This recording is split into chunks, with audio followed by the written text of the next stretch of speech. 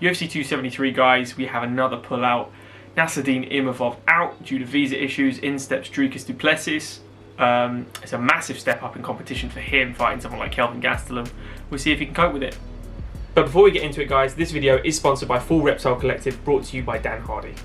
Head over to their website at fullreptile.co.uk where you can find anything from training gear, t-shirts, hoodies, all the way to coffee.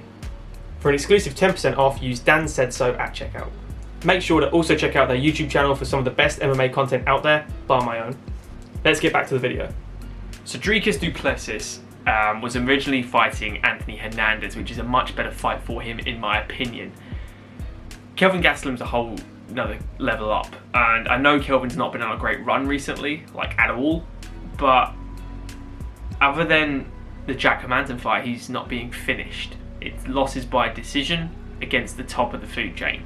You know, pretty much. His win against Ian Heinisch was, you know, thrown in the loss mix there. Du Plessis has a lot of good things about him. He's had 2 fights in UFC before he was fighting over in KSW, but there's a lot of good things.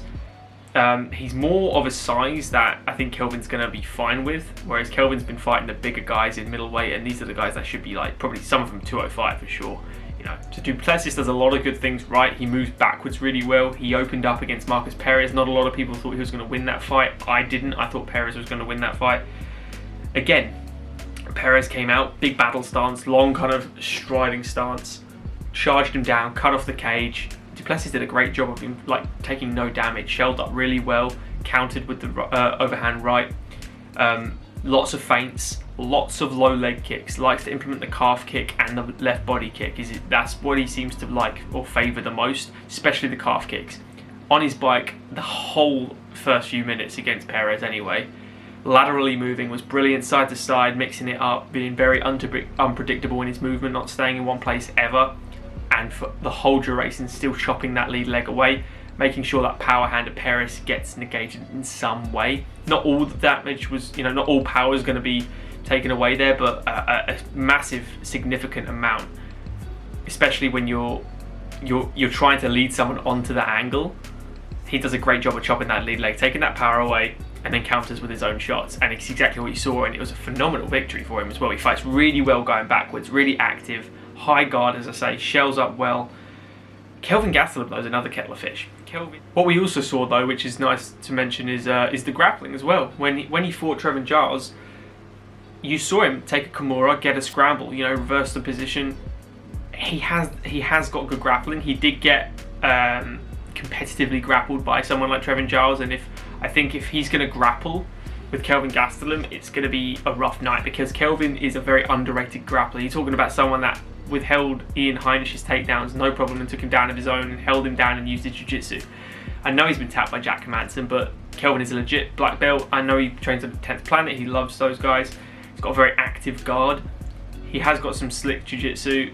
He's been tapped a couple times. Remember the Chris Weidman arm triangles as well. So all the guys that are catching him, they either wore him down or they caught him by surprise. And I think it's a lot of naivety, it's a lot of ignorance from Kelvin's part. He's definitely a fat welterweight. He just loves food too much, and if anyone knows my channel, they know every time I mention Kelvin Gastelum, I always talk about why is he still at middleweight. I wish he was welterweight. Just if Kamaru Usman can make welterweight, Kelvin Gastelum can make welterweight. And again, he hasn't been successful at middleweight in a long time. His recent losses: lost to Jared Cannonier, Robert Whittaker, beat Ian Heinisch, lost to Jack Hermansson, lost to Darren Till, lost to Izzy. Again, split against Susha, which I thought he lost. He beat a compromised Michael Bisping like 10 days after he had just been choked out by Georges St. Pierre, and that was over in Shanghai, I'm pretty sure. So, again, last fight on Michael Bisping's contract. Gastelum has hands. Gastelum moves really well. Gastelum is very hard to rock and finish. Du Plessis is a finisher, man. If Du Plessis can get his hands on Gastelum, he can definitely hurt him. He has the knockout power. He uses the calf kick extremely well. He can slow Gastelum down because Gastelum likes to bob. He likes to use the little bounce. He's got an excellent bounce in his step. Uses a lot of feints, a lot of kick feints. It's a real tough fight for Du Plessis here for me.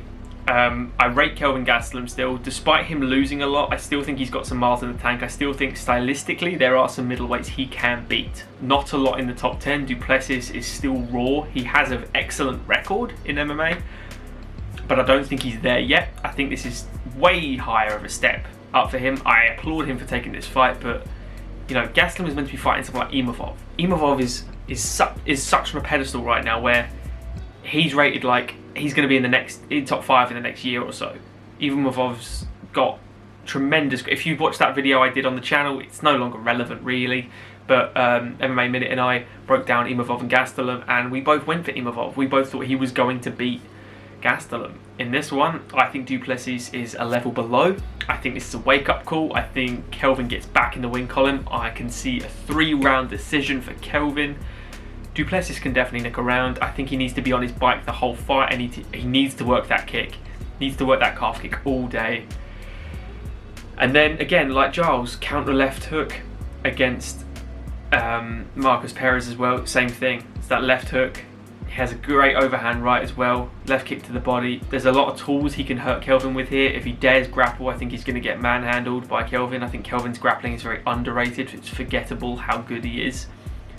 I'm going to back Kelvin Gastelum in this. I think Kelvin Gastelum's going to get back in the win column. I think he's going to get a decision win over Dricus Du Plessis. Applaud both guys for taking this fight. It's a big risk for Kelvin in a way. If he loses to someone like Du Plessis, he might not have a job anymore. And if Du Plessis gets a win over Kelvin, you know, woohoo. If he doesn't, hey, he lost to Kelvin Gastelum. Go back to Anthony Hernandez later down the line. People like that. I'm glad he's still on the card as well. Everyone's got a new opponent. Happy days. Sad that we don't get to see Imavov just yet, but hopefully he gets his visa sorted and we can see him in the next few months. Let us know, guys, in the comments below what you reckon. Do you reckon Du Plessis can cause? I think it's going to be an upset. I think Kelvin is going to. At the moment, he's a slight favourite. He's a -150 favourite, is what I've seen. I think Kelvin's going to do it. What do you guys reckon? You reckon I'm a bit crazy for thinking this? You think Kelvin's getting back on the horse? I know he's got a lot of fans out there, but he's got a lot of haters as well. I'm kind of neutral about Kelvin Gastelum. I just think he needs to be in the division below. He needs to be in the weight class below because he's just too damn small for this weight class.